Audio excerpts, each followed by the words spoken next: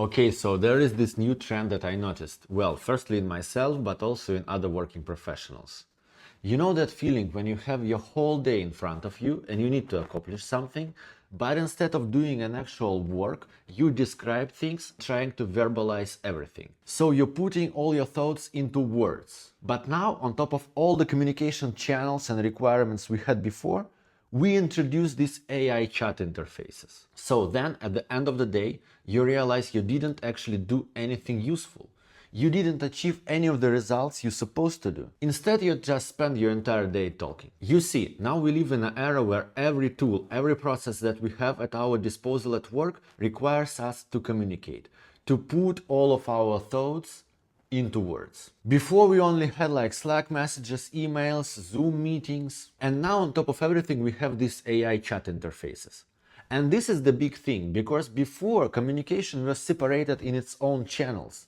But now these chat interfaces are integrated into the tools that we use to actually finish the work, to actually create, to produce the actual results. And this is kind of crazy, because now when we start acting on things, we already lost everything that we had in our creative flow. We emptied the bottle. Listen, I get this, communication is essential, but it's essential only if you work in a team. But nowadays, even solo work means constantly talking about what you do. So I have a feeling that with AI, we kind of crossed the threshold. We are at the point now where describing work and verbalizing every move has actually replaced the work itself. So we are so exhausted from communication, we cannot get into the zone. Because before, like, let's imagine you working solo. You have a clear goal, the clear thing to accomplish.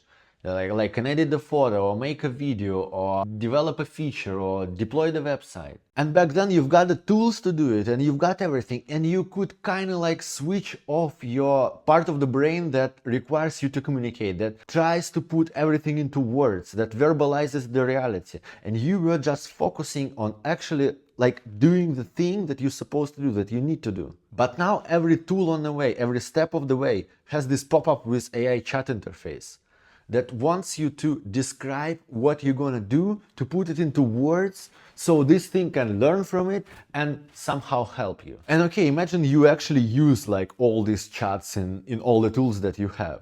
If you really wanna like give as much context to the large language model as possible, you will spend hours by just by talking about things that you could actually do in like a half an hour. Of course, it implies that you kind of know what you are doing. Yeah, but the point being that the deep work that we chase, this kind of deep state of mind when you just exclude yourself from verbalization and focus and create, we just kind of lost it. At least we are on the way to completely lose it. I noticed in myself that many times when I was trying to use these AI chat interfaces and I was trying to give it as much context as possible, I was postponing my actual work. I was pushing it to the evening for tomorrow, you know. So basically we had all this communication problems before, and many professionals were already struggling. You know, all this just about like people don't like to attend meetings because it wastes time, etc., etc. But it could all be manageable.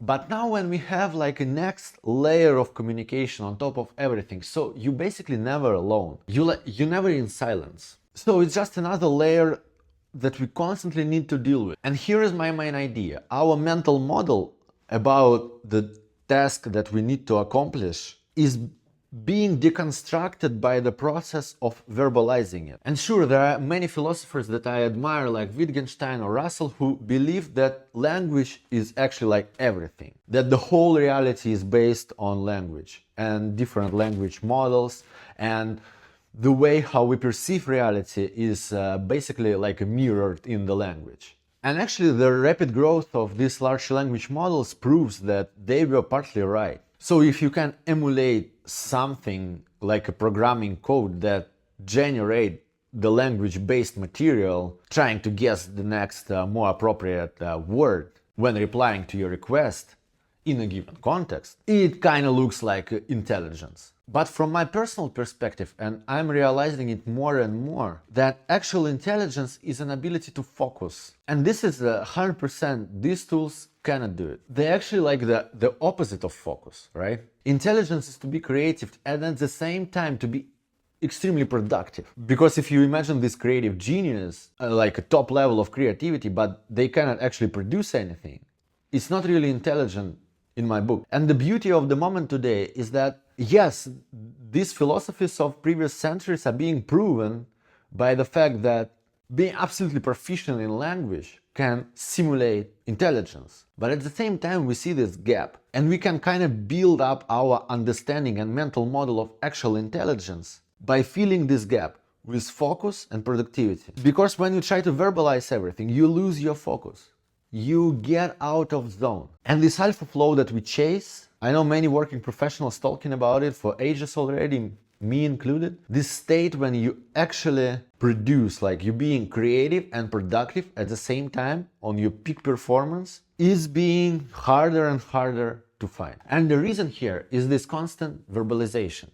Another beauty of the moment is that we understand that silence is just golden. Ability to be in peace and to focus on your work without telling anyone, without talking to anyone. Just ability to focus and do your job is perfect, it's golden. Because you are in silence, and the silence is the baseline for focus and creativity. Honestly, I'm chasing silence now more than ever before.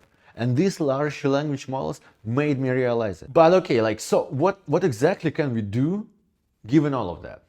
I've been long about limiting distractions in many different ways, like routine adjustment, device settings, strategic time management, mindset shifts. But now there is a new tool. You just limit the verbal communication. You just skip this part when you need to describe what you're gonna do. It's hard, and actually when you look at it from like an outside perspective, it kind of feels nowadays like a sort of ritualistic, like religious practice. But it's not, and it's not another just productivity hack. Think about it. If you don't need to put your thoughts into words, you can just let it breathe. You can just have this flow that we're all chasing. Try to skip verbalization next time you need to accomplish something. Just don't overthink it, don't think about it in general too much. Just rely on your instincts, on your experience, and your craft, the skills of your craft. Basically, just ignore the thinking. This is where that's the paradox, but this is where the actual deep thinking starts. When you ignore the thinking. I'm saying that it's kind of like ritualistic, whatever, because it reminds me a lot about Eastern practices. I don't want to go deep into meditation and all of that stuff. But you know what I mean, when you try to block your thoughts, you're kind of getting into the different zone. And this zone, I think, where the whole magic happens. By magic, I just mean being on top of your intellectual performance. Being creative and productive, peak level at the same time. So try not to think, just focus and create.